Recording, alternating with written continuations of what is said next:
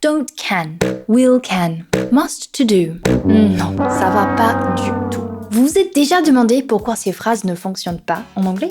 Mais en fait, c'est très simple. Ce sont des verbes modaux. Les verbes modaux, qu'est-ce que c'est? Dans cette vidéo, je vous donne le guide complet pour maîtriser l'utilisation des verbes modaux.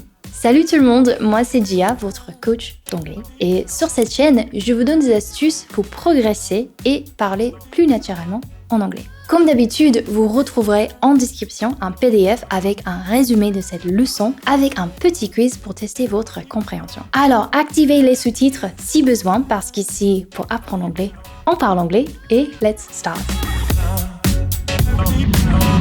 So, basically all that makes these verbs difficult is the fact that they don't exist in French, because apart from that, they're really quite simple to use once you know the rules. So let's start with a definition. So modal verbs are quite literally these 9 verbs. Can, could, may, might, must, shall, should, will, contracted often to ul, and would, often contracted to d.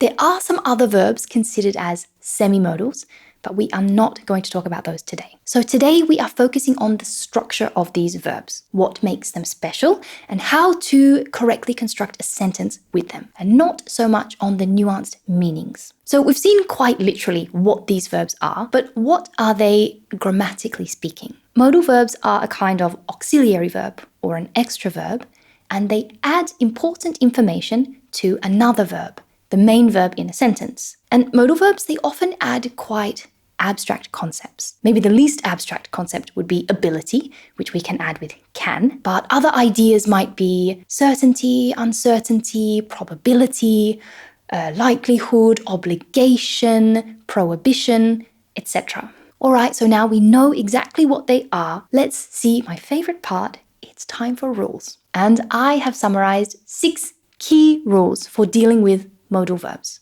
Number 1 is that you never conjugate modal verbs for the pronoun. For example, I say, I can swim and she can swim. I never add an S to say, for example, she can swim. Rule number 2 is that we do not conjugate modal verbs for different tenses, like the past, future, or perfect. Now, I'm sure you're thinking, isn't could the past tense of can? And while this is true in some situations, could is not considered a conjugation of can. It is still considered a separate modal verb. Could can also have a present tense meaning, a future meaning, a conditional meaning. So it's best to consider each of these modal verbs as separate verbs that never change. Rule number 3 is that you must use a modal verb with another verb. Remember that modal verbs add information to another verb. And even when you reply, for example, yes, I will, the other verb is still inherently understood. It's a response to a question. For example, will you help me tomorrow? Yes, I will. Yes, I will help you tomorrow. Rule number 4 is that this second verb can only be a bare infinitive. Now, this is an infinitive verb without to. For example, I should go. I can never say I should to go, I should going, or I should went. Rule number 5 is that you can never use 2 modal verbs in a sentence. And that is why it is completely incorrect to say, for example, I will can do it. Here we need to replace the modal can with be able to. I will be able to do it. Rule number 6 is that because modal verbs are already auxiliary verbs, we do not need to add the auxiliary don't, doesn't to make a negative or do, does to make a question. Let's start with negatives. To make a negative, we can just add not.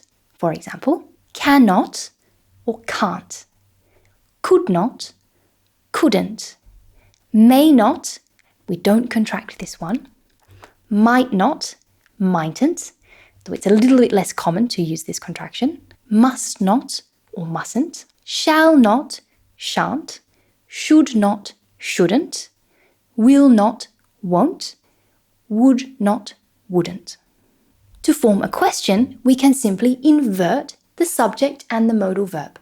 For example, the affirmative sentence, I should get a new car, would be, should I get a new car? Or with the question word, when should I get a new car?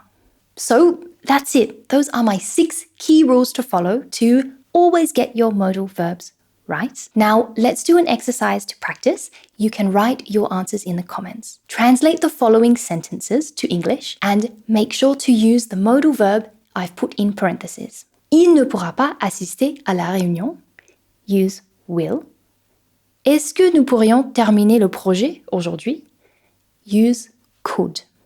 That is the end of today's lesson. Don't forget you can download a summary of this lesson plus a small quiz to check your understanding. Don't forget to subscribe if you would like to support my work. I'll see you again soon. Bye.